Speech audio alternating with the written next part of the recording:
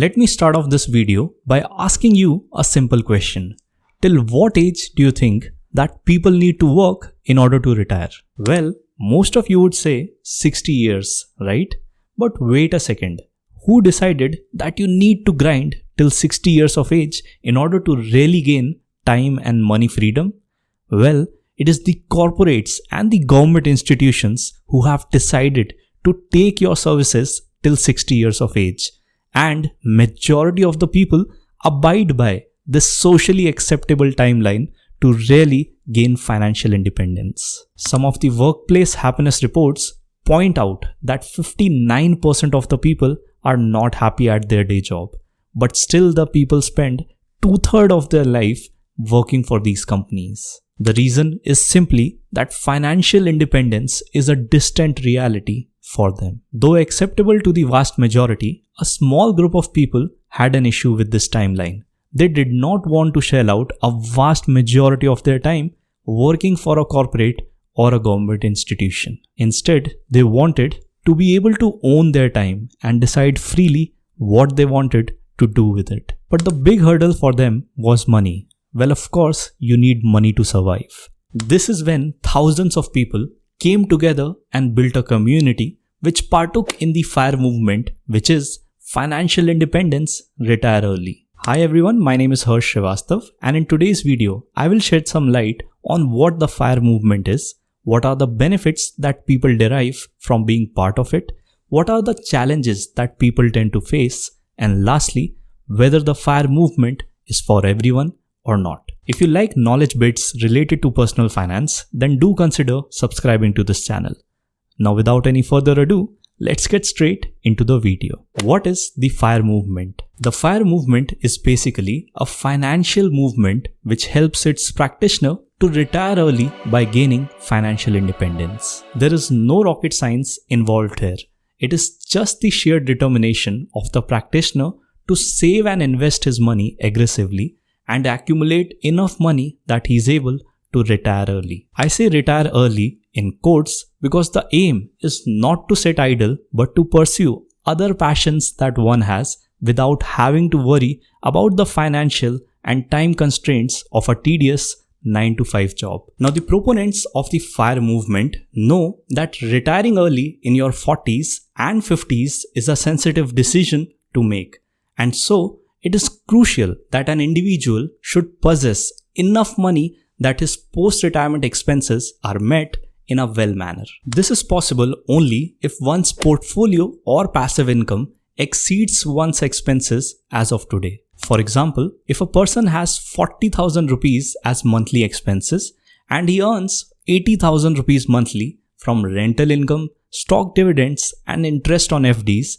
then he is financially independent. He can easily choose to leave his day job and work on other passions that he may have. Now, before we get into how the FIRE movement enthusiasts achieve this challenging goal of retiring early, it is important to find the answer to the question that how much money does one truly need in order to retire? So there is a simple formula for this which the FIRE community has devised. You simply need to calculate your annual expenditure and multiply it by 25. The number you get is the amount of money that you need to have saved up in order to retire. But since retirement is a big step to take, a more conservative number would be your annual expenditure multiplied by 30. Now this formula works just fine for people who have taken into account the expenditure that they incur towards their family members, be it their parents, their spouse, or children. The drawback in this formula though is that it doesn't work well with lads in their early 20s who might not have been married or have children. Their annual expenditure would significantly rise when they get married or have kids. And so, to remove the drawback of this formula, it needs a little tweaking. The slight variation that happens in the formula is that the annual expenditure is multiplied by 2 and then it is multiplied by 30 for a safer side. For example, let's say Aman is 24 and his annual expenditure is 3.5 lakhs. In that case, the amount of money that he would need to have saved up in order to retire is 3.5 lakhs multiplied by 2, that is 7 lakhs, and that will be multiplied by 30, which comes out to 2.1 crores. But doesn't this number feel overwhelming? How is a person supposed to save that much money? Feels unreal, right? Well, yes, it does seem unreal, but let me assure you, it isn't. Pete Adeny, who is popularly known as Mr. Money Mustache in the FIRE community, is a great believer in the FIRE movement. Not only did he retire at the age of 30 by saving majority of his income, but he now also helps other enthusiasts who want to achieve the dream of retiring early. Now you may ask, how does he help other people? Well, he runs a blog where he shares all his secrets of retiring early, and he also runs a co-working space for his followers who are popularly known as Mustachians. At his co-working space, he conducts sessions where he teaches people how to earn more and save more. He emphasizes on the fact that although he is also tempted by all the blingy objects that are out there, he consciously makes an internal dialogue in his head to intentionally not buy those things. Now, why I wanted you to know about Pete Adeny is because I wanted to show you a chart which he discusses in one of his blogs. The chart tells you that how many days an individual needs to work in his day job in order to retire. Mr. Money Mustache himself used to save 75% of his income in his 20s, and this is the reason he was able to retire at 30 years of age. We can see from the chart that if an individual saves 75% of his income, then he can easily retire in 7 years. Now, saving 75% of your income is not at all an easy task to do, and frankly, it is not for everyone. And so, even if you try to save 50% of your income, you can retire in 17 years. For people who can't even do that, it is recommended that you stay away from debt, avoid frivolous spending on takeaway foods, avoid buying a new car every 5 years and that too on loan, and most importantly, keep your lifestyle expenses constant. When you do all this while working hard to increase your income, the gap between your income and the expenses increases and you are able to save more. Now, the next question that should arise in your mind is where to park your money, because if kept in savings account, inflation is going to eat away all its worth. Well, successful retirees of the FIRE movement show great appreciation for index funds.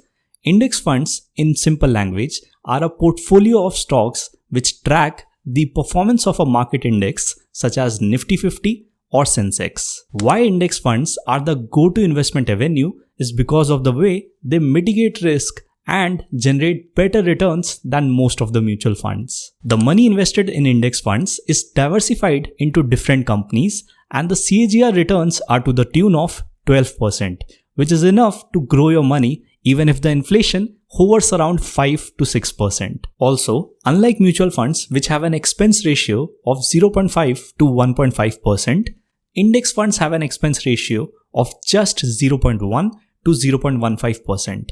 This slight difference can make a huge impact in your portfolio in the long term when the compounding takes place. Also, once an individual has been able to accumulate 30 times his annual expenditure, then all he needs to ensure about is a safe withdrawal rate of 4%. Let's take an example to understand better. Say Rahul has an annual expenditure of 8 lakh rupees, and after 17 years of hard work and sacrifice, he has been able to save up 2.4 crore rupees, which is exactly 30 times his annual expenditure. Now, if the return that Rahul generates on his accumulated corpus is 12% from index funds and the inflation is around 6%, then also he is able to make an effective return of 6% on his portfolio. Now, if Rahul decides to withdraw 8 lakh rupees to mitigate his expenses, then it comes out to just 3.33%. This means that out of the 6% effective return, even if Rahul withdraws 3.33%, the portfolio still grows by 2.67% and the principal amount still remains intact with Rahul. So to conclude, is the FIRE movement for everyone? Well, the answer is a big no. Not everyone has the zeal to sacrifice and save 50 to 55% of their income. But yes, there are definitely individuals who are determined to gain control over their time and spend it on things that they are truly passionate about. For them, the FIRE movement is definitely a starting point to gain momentum towards achieving their goals. If you love this type of content, then do like the video, hit that subscribe button and stay tuned for my next video.